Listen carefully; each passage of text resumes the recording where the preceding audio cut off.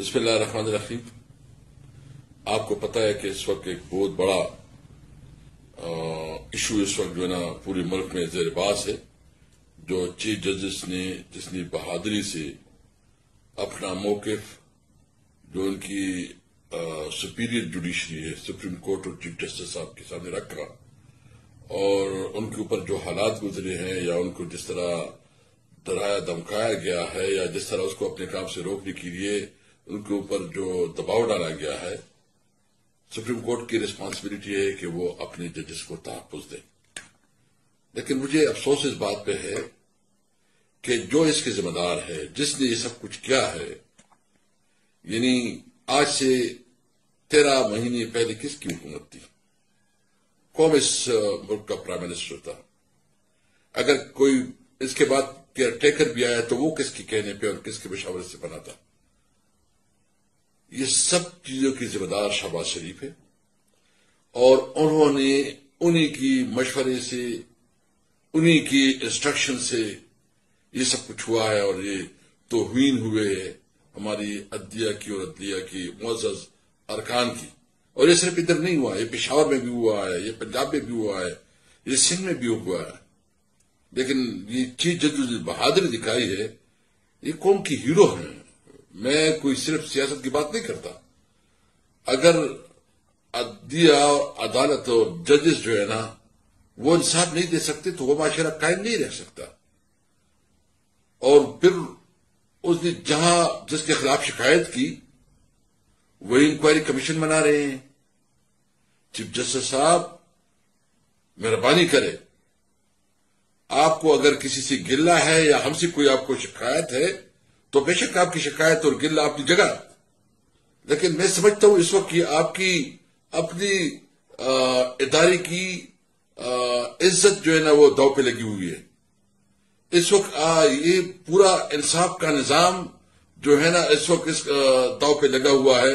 انصاف کا نظام اگر اس قسم کے دباؤ کے ساتھ چلے گا تو ملک میں تو کوئی نظام نہیں چلے گا. میرا مطالبہ یہ ہے، میں صرف پی ٹی آئی کے حوالے سے نہیں، میں شہری کی حیثیت سے، ایک عام سٹیزن کی حیثیت سے، ایک قومی اسمبلی کے ممبر کی حیثیت سے چیف جسٹس صاحب آپ سے مطالبہ کرتا ہوں کہ ایک فل کورٹ پروسیڈنگ کروائیں. ان کے لیے سینئر ترین ججز کی ایک کمیشن بنائیں اور ان کے تہ تک پہنچے. ذمہ داری یہ پرائم منسٹر ہے، ذمہ داری یہ حکومت ہے. اور اگر اس سے آپ انکوائری کرتے ہیں تو کیا مطلب ہے؟ آپ جس نے چوری کی ہے آپ اس سے جو ہے نا کہتے ہیں کہ چور کو پکڑو.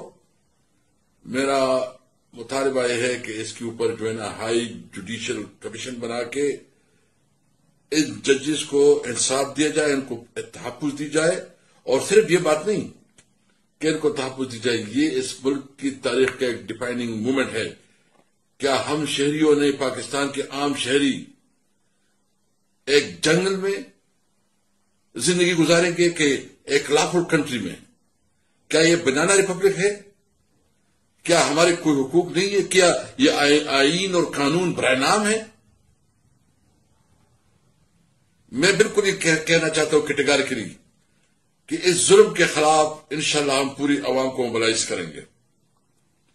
میں امین صاحب سے بھی ریکویسٹ کروں گا، آپ تو میٹنگ کر رہے ہیں، ان کے ساتھ ملاقات آپ کی ہو رہی ہے، ہم نے بھی آپ کا سپورٹ کیا کہ چلو اپنی صوبے کے لیے کریں.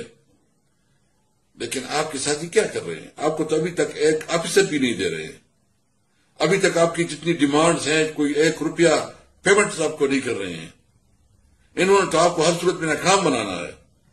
میرا تو مشورہ ہے آپ سے، بلکہ مطالبہ بھی ہے کہ ان کے ساتھ انگیجمنٹ ختم کریں. یہ مفاہمت نہیں سمجھتے، مزاحمت کا وقت ہے.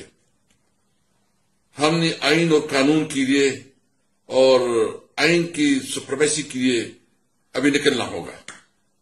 میں اپنے تمام لائق برادری سے، میں سول سوسائٹی سے، میں میڈیا سے، میں تمام جتنے بھی اسٹوڈنٹس ہیں، کسان ہیں، سب سے ریکویسٹ کروں گا، آپ کی حقوق کا سوال ہے، پاکستانی قوم کی حقوق کا سوال ہے کہ آیا پاکستانی نے ایک بنانا ریپبلک میں زندگی گزارنی ہے یا اس ملک میں جہاں آئین اور قانون کی حکمرانی ہوگی. یہ ملک اس طرح نہیں چلے گا. یہ ملک آئین اور قانون کے مطابق چلے گا. انشاءاللہ ہم ایک بہت بڑی تحریک لانچ کر رہے ہیں اور ہم کسی بھی صورت میں اپنے حقوق سے واپس نہیں ہوں گے. ہم چاہتے ہیں کہ اس ملک میں آئین کی بالادستی ہو. ہم چاہتے ہیں کہ اس ملک میں قانون کی حکمرانی ہو. ہم چاہتے ہیں کہ اس ملک میں پارلیمنٹ امپاور ہو. ہم چاہتے ہیں کہ سویلین سپریمیسی ہو اور ہم چاہتے ہیں کہ آزاد جوڈیشری ہو. اس کے لیے پاکستانی قوم سے امید رکھتا ہوں کہ اس تحریک میں ہمارے ساتھ دیں گے. بس ہو گیا. انشاءاللہ اب پاکستان قائد اعظم کا پاکستان بنے گا. پاکستان زندہ باد.